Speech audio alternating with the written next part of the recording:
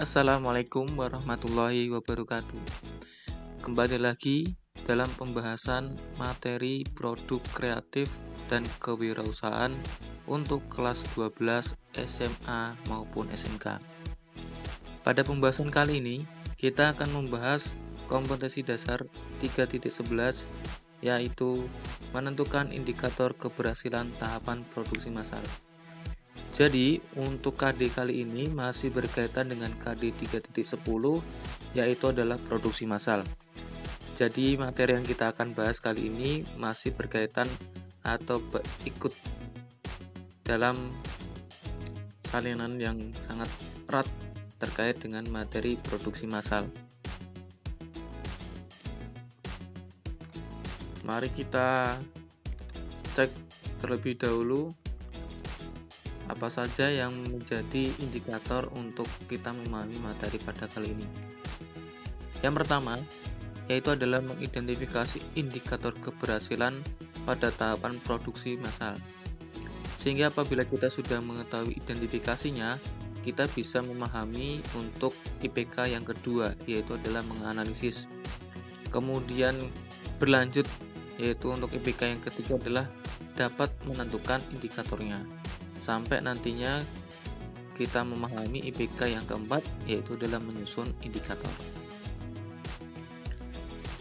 Coba perhatikan terlebih dahulu beberapa gambar berikut ini.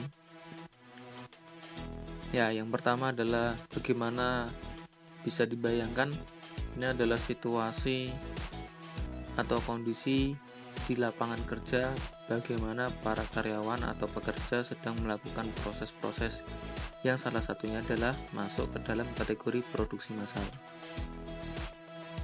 Ini adalah gambar yang selanjutnya, situasi yang bisa kalian pahami apabila situasi dan kondisi kerja yang ada pada gambar ini tidak dikondisikan dengan bagus, tentunya ini akan mempengaruhi yang namanya keberhasilan dalam produksi massal. Nah, ini adalah sedikit ilustrasi berkaitan dengan beberapa tahap produksi massal yang bisa kita lihat bahwasanya proses ini saling berikatan sehingga beberapa indikator yang menjadi keberhasilan tahapan produksi memang harus diperhatikan setiap lini atau setiap posisi prosesnya. Mulai dari bagian yang pertama, bagian yang kedua, ketiga, ataupun bagian-bagian yang lainnya. Ini ada ilustrasi kecil yang menggambarkan bagaimana tahapan produksi massal itu ada beberapa indikator. Apa saja indikator keberhasilan untuk tahapan produksi massal? Nah, tentunya kalian harus pahami dulu apa itu indikator. Ya, jadi ini adalah bagian kegiatan manajemen produksi di mana bertujuan untuk menciptakan kegunaan bentuk atau yang biasa dikenal dengan form utility.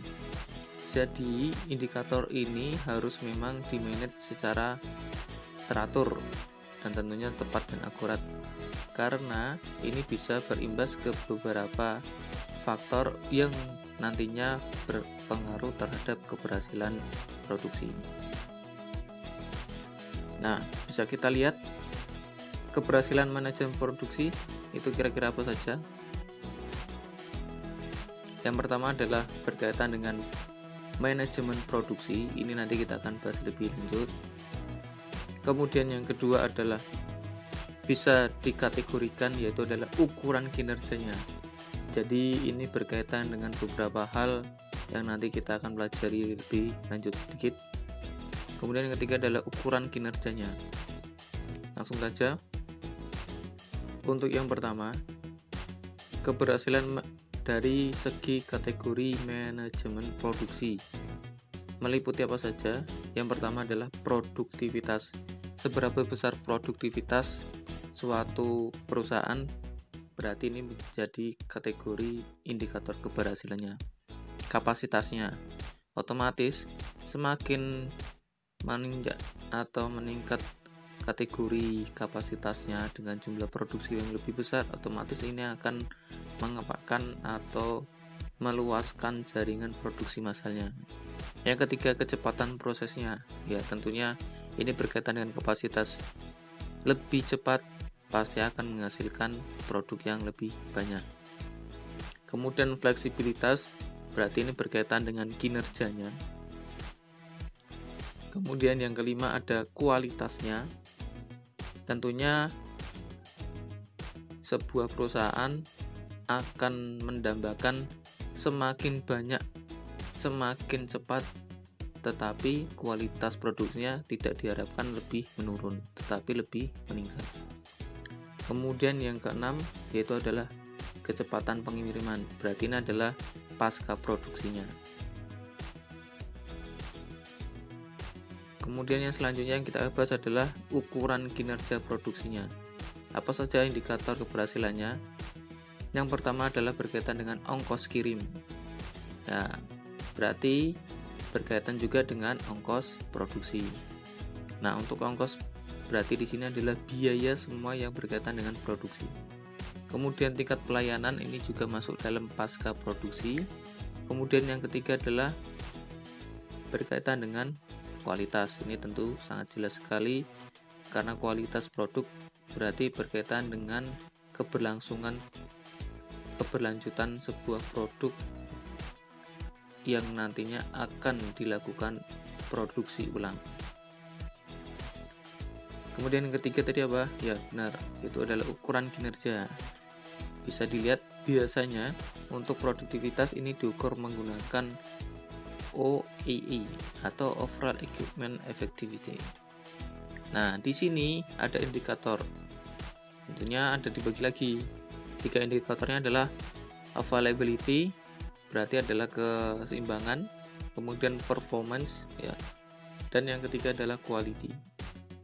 Lagi-lagi di sini dibahas adalah tentang kualitas. Nah, apa saja yang menjadi tahap pengukuran menggunakan OEE atau Overall Equipment Effectivity? Yang pertama adalah memulai dari pengukuran manual. Kemudian yang kedua adalah fokus pada kerugian. Berarti di sini diharapkan sebuah perusahaan tidak hanya fokus pada keuntungan, tetapi juga pada kerugian. Karena kerugian bisa berimbas besar terhadap keberlangsungan atau berdirinya sebuah perusahaan. Yang ketiga, menetapkan target tambahan. Jadi sebuah perusahaan selain ada target utama, mereka harus mencantumkan yang namanya target tambahan. Yang keempat yaitu adalah memantau segala kendala. Nah, ini berkaitan tadi ilustrasi yang di awal, bagaimana situasi yang sangat mungkin lebih rumit dari ilustrasi yang ada di gambar. Tentunya ini perlu adanya pemantauan. Kemudian yang terakhir adalah hati-hati dalam membuat perbandingan, karena berkaitan dengan kualitas produksinya. Ya, untuk saat ini kita pelajari ini dulu.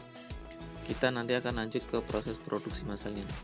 Sekian pembahasan untuk kali ini. Tetap stay on setiap video-video yang baru. Silakan kalian simak dengan baik. Terima kasih. Wassalamualaikum warahmatullahi wabarakatuh. Jangan lupa klik tombolnya ya sobat. Terima kasih.